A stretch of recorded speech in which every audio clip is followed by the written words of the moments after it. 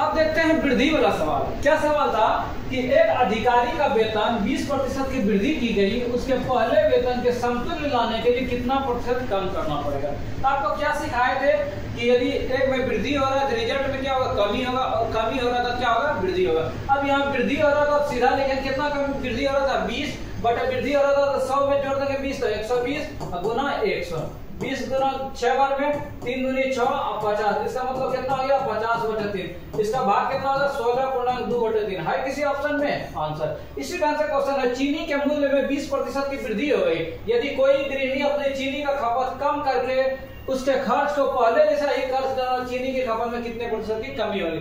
मतलब कि क्या होगा, चीनी का दाम बढ़ गया और गृहिणी को बोला खर्च में भी हम अधिक नहीं खर्च करेंगे, हमको कितना कम करना पड़ेगा। तो क्या करेंगे 20 बटे वृद्धि हो रहा था तो 100 में जोड़ेंगे 120 गुना 100, ऊपर वाला भी 20% था तो इसका भी आंसर कितना होगा 16.2/3।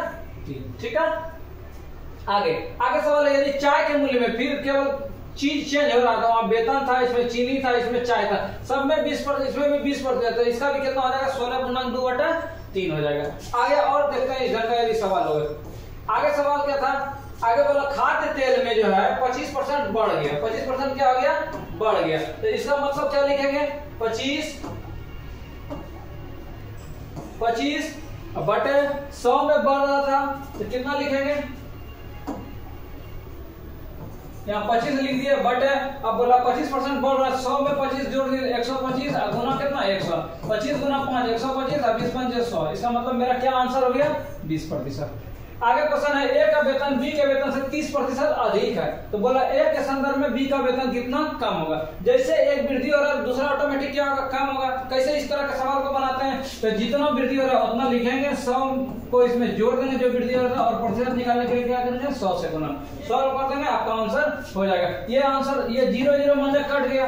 अब सॉल्व करने का भी काम नहीं है, जैसे 30 गुना 10 कितना होगा 300 बटे 3, 13 से भाग देंगे, ये तो हो नहीं सकता, ये हो नहीं सकता, ये हो नहीं सकता, ये पूर्णांक में था, यही क्या होगा आंसर। क्यों, बटे कितना था 13।